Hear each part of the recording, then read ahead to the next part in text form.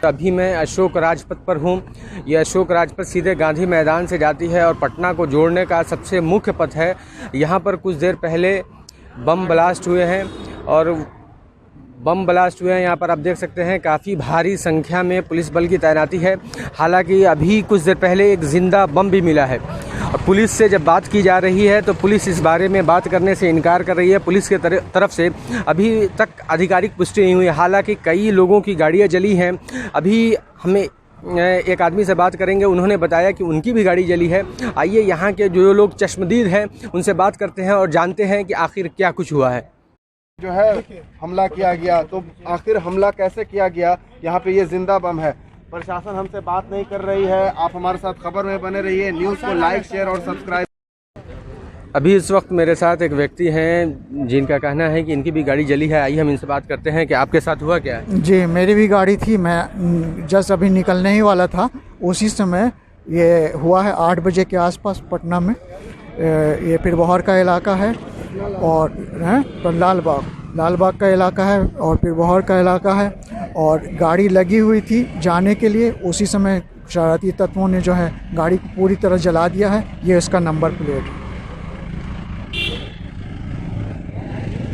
गाड़ी को पूरी तरीके से जला दिया। पूरी गाड़ी को पूरी तरह से जला। आपने गाड़ी कहाँ पर लगाया था? हम लोग गाड़ी अपार्टमेंट में रहते हैं, इंद्रलोक अपार्टमेंट में। उसी के सामने कृष्णा रोड है, उसी में गाड़ी लगा रहे हैं। अभी निकलना था इसलिए गाड़ी लगा रहे थे वहाँ पे, और उसी बीच ये हादसा हो गया है।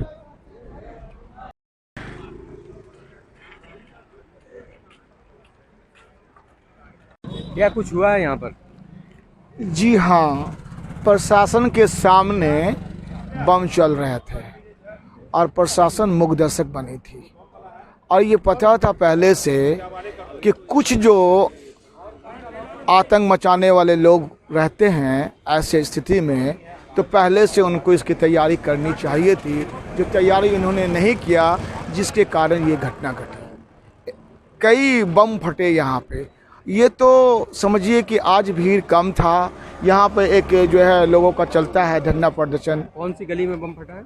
ये जो है आपको गांजा गिरी कही जाती है, वहाँ पे फटा। ये बगल में है। तो प्रशासन मूक दर्शक बनी रही और प्रशासन चाहती तो रुक सकता था। अब कितनी कैजुअलिटीज हुई अभी तो पता नहीं है, लेकिन आज भीड़ कम था, इसलिए उम्मीद कब है कि कम होगा। लेकिन एक बात और मैं कहना चाहूँगा, मीडिया जो है लोकतंत्र का चौथा खंभा है। अब जो है ईटीवी जो है ये बिहार झारखंड जो है उसमें जो एक न्यूज़ चलाया जा रहा है कि बम उस पर चलाया गया, तो वो गलत है। क्योंकि यहाँ के प्रशासन ने भी देखा है, यहाँ के जो लोकल लोग हैं पूरा कॉपरेट किए हैं और स्थिति को संभाला है। और वो जो न्यूज़ दिखाया जा रहा है वो जी बिहार झारखंड न्यूज़ था।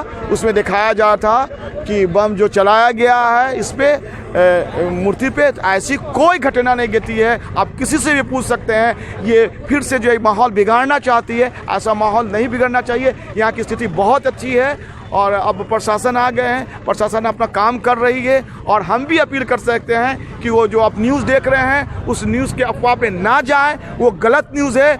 मैं एक जुडिशरी से हूँ, मैं एक अधिवक्ता हूँ। कौन क्या किया ये हमसे कोई मतलब नहीं है। एक मैसेज देना चाहता हूँ हम यहाँ से कि जो भी वो झारखंड बिहार न्यूज़ चल रहा है वो एकदम गलत है। और अगर वो ऐसा करते हैं तो कई संगठन ने कहा है कि उस पर केस करेंगे और उस पर बैन लगाएंगे। इसलिए वो अपना न्यूज़ दिखाना बंद करे और जो सच्चाई है लोगों को बताएं कि ऐसी घटना यहाँ पर नहीं घटी है।